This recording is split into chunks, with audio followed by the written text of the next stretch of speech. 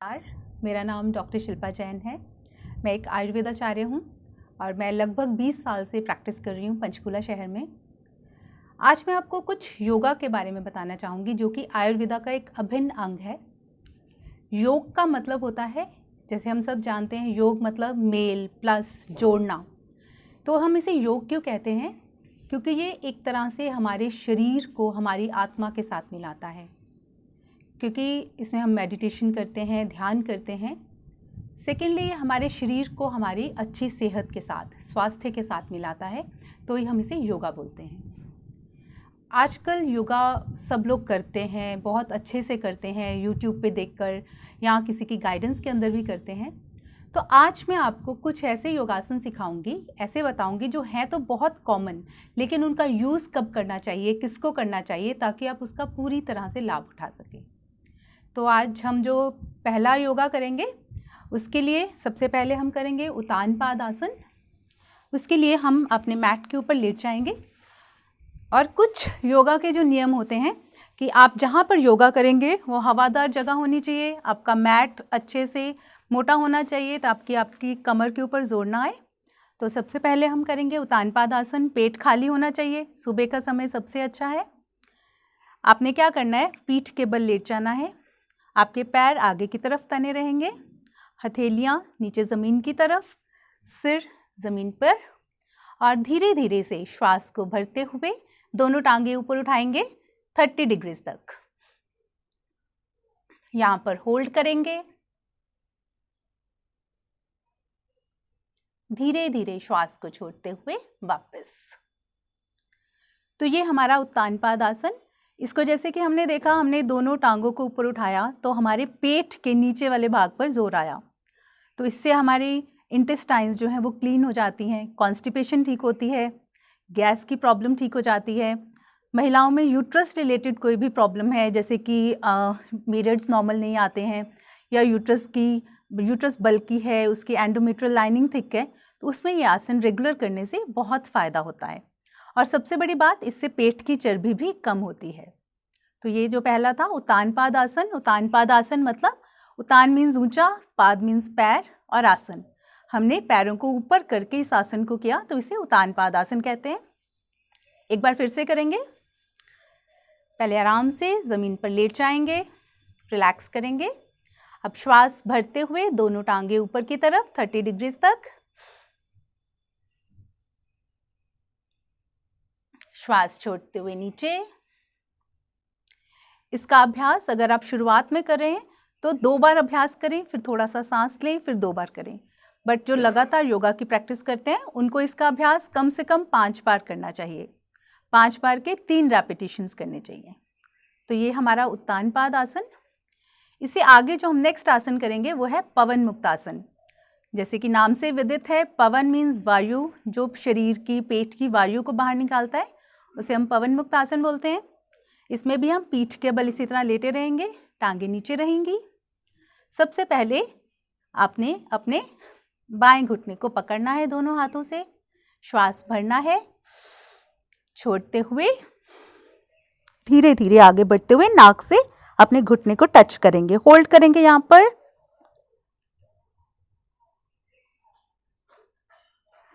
Relax करेंगे, वापस। इसी प्रकार दाएं घुटने के साथ दोनों हाथों से पकड़ेंगे, श्वास भरेंगे, श्वास छोड़ते हुए आगे आएंगे,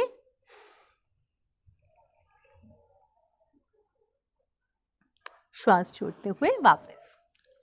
कुछ लोगों का, जिनका पेट ज़्यादा बड़ा होता है, तो वो उनका जो नाक है वो इतना ही आगे आ पाता है, उनका नाक नीचे से टच नहीं हो पाता।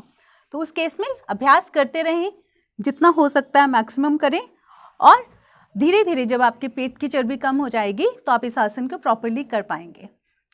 सेकेंडली, एक और बात, जिनकी नेक में पेन रहता है, गर्दन में पेन रहता है, मसल्स रिलैक्स्ड नहीं रहती हैं, उनको ये आसन किस प्रकार करना है, दोनों हाथों से टांगों को पकड़ना है, अब पेट पे दबाना है श्वास को छोड़ते हुए। इसमें हमने गर्दन को ऊपर नहीं उठाना है, नहीं तो आपका जो नेक का पेन है वो बढ़ जाएगा। इसको इसी तरह से करना है। इसका सेम फायदा होगा जो हम नॉर्मल आसन में कर रहे थे। इसी तरह से छोड़ते हुए दूसरी साइड श्वास भरेंगे, फिर पेट पे दबाते हुए श्वास को छोड़ देंगे, रिलैक्स। और उसके बाद एक एक टांग से करने के बाद हम दोनों टांगों से भी करेंगे। श्वास भरना है एंड रिलैक्स। ये जो अभी हमने पवन मुक्त आसन किया, इसका लाभ हमें पता है, पेट की वायु को बाहर निकालता है, इंटेस्टाइन से जो हवा होती है उसको बाहर निकालता है, हमारी कॉन्स्टिपेशन को ठीक करता है। और सबसे इम्पॉर्टेंट बात है, जिन लेडीज़ में इनफर्टिलिटी की प्रॉब्लम है, जिनके बहुत साल हो गए शादी को, उनके बेबीज़ नहीं हो पा रहे, उनके लिए बहुत ही उत्तम आसन है। इसका लगातार अभ्यास करने से हमारे यूट्राइन्स जो मसल्स हैं वो कंट्रैक्ट और रिलैक्स करती हैं, बहुत ज़्यादा फर्टिलिटी रेट उनका बढ़ जाता है। सेकेंडली, इसमें जो लेडीज़ की एक और प्रॉब्लम होती है, पीरियड्स के टाइम में बहुत सारा पेन होता है, उसमें भी ये करने से उनको धीरे धीरे उनकी पेन में रिलीफ आता है। थर्डली, इस आसन से अगर हमारी लोअर बैक में भी पेन रहता है, हल्का हल्का पेन रहता है, तब हम इस आसन को करेंगे तो उससे क्या होगा, हमारी बैक की मसल्स में स्ट्रेच आएगा और हमारी बैक पेन में भी हमें रिलीफ मिलेगा। इसका एक और वर्जन मैं आपको करके दिखाती हूँ। अब जिनको घुटनों में दर्द रहता है वो इस आसन को कैसे करेंगे। सर्वाइकल वालों का मैंने आपको करके बताया, अब मैं आपको घुटनों के साथ कैसे करेंगे। लेट जाएंगे। अब आपने दोनों हाथों को यहाँ से नहीं पकड़ना, घुटने के नीचे से नहीं पकड़ेंगे। अगर आपके नीज में पेन रहता है, आप दोनों हाथों को थाइस पे रखेंगे और पेट पे दबा लेंगे। इससे आपके घुटनों पर जोर नहीं आएगा, घुटनों में पेन नहीं बढ़ेगा, लेकिन आपको इस आसन के पूरे फायदे मिलेंगे इस तरह से।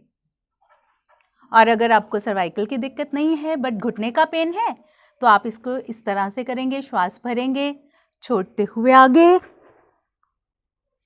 और रिलैक्स। तो डियर फ्रेंड्स, हमारे आसनों की खूबसूरती ही यही है कि इसको कोई भी इंसान कर सकता है, थोड़ी सी मॉडिफिकेशंस के साथ। अब जैसे मैं थोड़ी सी बात यहाँ पे दोषों की भी करना चाहूँगी। अब आजकल ग्रीष्म ऋतु चल रही है, सब लोग कहते हैं बहुत गर्मी है, बहुत गर्मी है। हर साल हम यही बात करते हैं, लेकिन इससे हमें क्या पता चलता है, जब सर्दी आती है बहुत सर्दी हो गई, गर्मी आ गई तो बहुत गर्मी होगी।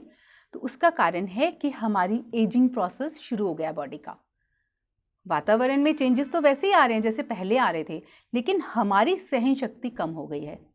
ठीक है, तो हमारी मन को स्थिरता की ज़रूरत है, हमारी मन की चंचलता को दूर करने की ज़रूरत है।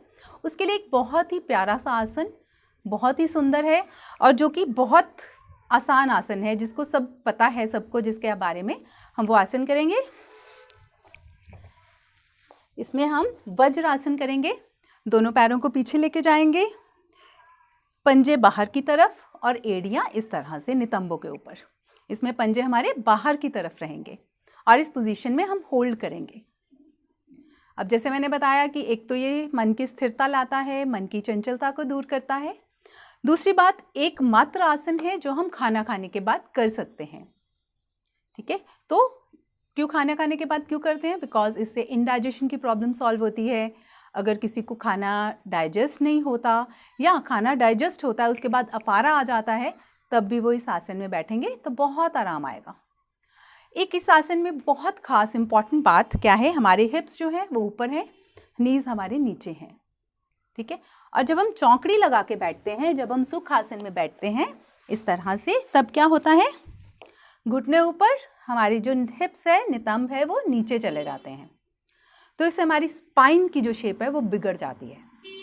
जब हम वज्रासन में बैठते हैं हमारी स्पाइन एस शेप में आ जाती है। मैं दिखाती हूँ कैसे। इस तरह से हम बैठे तो हमारी स्पाइन की जो पोजीशन है, जो स्पाइन की शेप है, ओरिजिनल शेप, वो वैसी ही रहती है। तो इसका मतलब अगर हम वज्रासन में बैठेंगे तो हमें स्पाइन की, मेरुदंड के रोग होने की संभावनाएं बहुत कम हो जाएंगी। तो ये हमारा तीसरा आसन, वज्रासन। इसको सिंपल आसन है लेकिन इसकी प्रैक्टिस ज़रूरी है। खाना खाने के बाद 10 मिनट इसमें बैठना, बहुत आराम कर दीजिए, आपको बहुत सारी प्रॉब्लम्स आपकी सॉल्व हो जाएंगी। एक और बात, अब जिनको घुटनों की प्रॉब्लम है, जिनका कार्टिलेज वीक हो चुका है, लिगामेंट्स वीक हैं, या जिनके जॉइंट्स में ज़्यादा गैप आ चुका है, वो इस आसन को बिल्कुल भी नहीं करेंगे क्योंकि इससे उनकी प्रॉब्लम बढ़ जाएगी। तो अब हम सुखासन को वज्रासन में कैसे बदलना है उसको देखेंगे। जैसे मैंने डिफरेंस क्या बताया था, कि सुखासन में हमारे हिप्स नीचे होते हैं, हमारे घुटने ऊपर होते हैं। तो हम कोई भी एक मोटी गद्दी ले लेंगे इस साइज की, उसको हम हिप्स के नीचे रखेंगे, हमारी पोजीशन ये आ जाएगी। अब इसमें घुटने नीचे, हिप्स ऊपर। तो इस तरह से हम सुखासन को भी वज्रासन में कन्वर्ट कर सकते हैं। इसमें भी हमें उतने फायदे नहीं मिलेंगे, लेकिन फिर भी कुछ लाभ अवश्य मिलेगा। नेक्स्ट हम करेंगे सेतुबंद आसन। इसमें भी हम पीठ के बल लेट जाएंगे, दोनों टांगों को फोल्ड करेंगे। अब जो पैर है उसको हिप्स के पास ले जाएंगे, हाथ साइड्स पे रहेंगे। अब श्वास भरते हुए अपनी कमर को ऊपर उठाएंगे, श्वास भरेंगे, जितना ऊपर उठा सकते हैं उतना ऊपर उठाएंगे। यहाँ पर होल्ड करेंगे, श्वास को ना भरेंगे ना छोड़ेंगे। श्वास छोड़ते हुए नीचे। आसनों में श्वास का बहुत बड़ा रोल रहता है, तो श्वास जब भरना है, हमारा पेट बैलून की तरह होता है। श्वास भरेंगे तो पेट भी बैलून की तरह फूलेगा, छोड़ेंगे तो पिचकता है जैसे बैलून हवा निकलने से, वैसे ही पेट भी हमारा पिचक जाएगा। एक बार फिर से इसकी प्रैक्टिस करते हैं। श्वास भरते हुए ऊपर, होल्ड करेंगे, छोड़ते हुए नीचे की तरफ। जब नीचे आना है तो अपनी स्पाइन को पूरी तरह से मैट के ऊपर सटा देना है, क्योंकि ये जो आसन है हमारा, ये आसन हमारी बैक एक के लिए बहुत अच्छा आसन है। जो लोग जिनकी बहुत ज़्यादा बैठने की जॉब है, सिटिंग जॉब है, आईटी में रहते हैं, बच्चे हैं जो सारा दिन लैपटॉप के ऊपर बैठे हैं, या जिनकी ऑनलाइन पढ़ाई है, ऑनलाइन वर्क फ्रॉम होम सब कुछ चल रहा है, उनके लिए बहुत उत्तम आसन है। क्योंकि इससे क्या होता है, हमारी लोअर बैक की जो मसल्स हैं रिलैक्स हो जाती हैं। उससे क्या होता है, जो हमारी स्पाइन है उसको सपोर्ट मिलती है और हमारी हर तरह की बैक एक इससे ठीक हो जाती है। सेकेंडली, इस आसन का और क्या फ़ायदा है, जब हम अपनी कमर को ऊपर उठाते हैं, हमारी जो नेक है उस पर प्रेशर आता है, तो उसकी जो नेक के हमारी मसल्स हैं वो भी रिलैक्स होती हैं। तो आपको अगर सर्वाइकल की प्रॉब्लम है, अगर फ्रोज़न शोल्डर की प्रॉब्लम है, तब भी उसमें ये आसन बहुत अच्छा काम करता है। इस आसन का एक और जो फ़ायदा, इसे हम बोलते हैं सेतुबंद। सेतु मतलब ब्रिज, ब्रिज का मतलब इसमें क्या हुआ कि हमारा जो ब्रिज बनता है, हमारी टांगों और हमारे हिप्स के बीच में हम ब्रिज बनाते हैं। तो वो जो ब्रिज है वो हमारी टांगों की ये जो मसल्स होती हैं, काफ मसल्स, इनको स्ट्रेंथन करता है। सेकेंडली, हमारी जो हिप्स की मसल्स हैं, पेल्विक मसल्स हैं, इनको भी स्ट्रेंथन करता है। तो ये आसन प्रेग्नेंट लेडीज़ के लिए बहुत सेफ है। जो नॉर्मल डिलीवरी की चाहत रखती हैं जो लेडीज़, उनको इस आसन का नित्य प्रति अभ्यास करना चाहिए।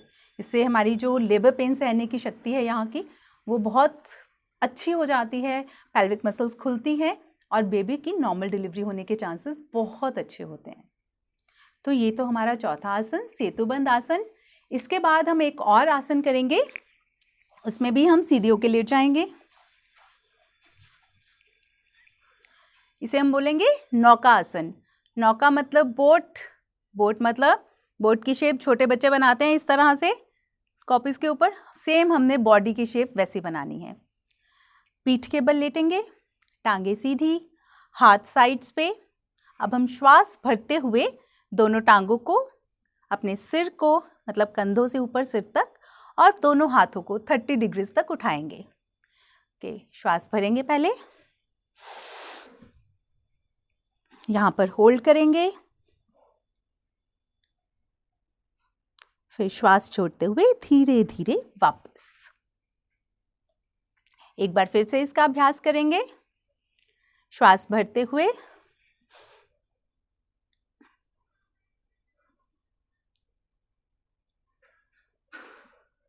श्वास छोड़ते हुए नीचे। अब इसका अभ्यास जब हम करते हैं नौका आसन का, तो उसमें हमारा सारा जोर हमारे पेट के ऊपर आता है, लोअर एब्डोमेन, टमी के ऊपर आता है। तो उसका क्या फ़ायदा हुआ, हमारी पेट की चर्बी जो है इससे बहुत कम होती है, पिघल जाती है, बिकॉज पूरा जोर यहाँ पे आता है। यहाँ पे नाभि चक्र है, नाभि चक्र से यहाँ पे ऊर्जा जनरेट होती है, जिसके कारण जो फैट है पिघलता है। सबसे बड़ा, सबसे उत्तम इसका जो यूज़ है, जो हम सबको खुश करने वाला यूज़ है, वो यही है कि ये हमारी पेट की चर्बी को कम करता है।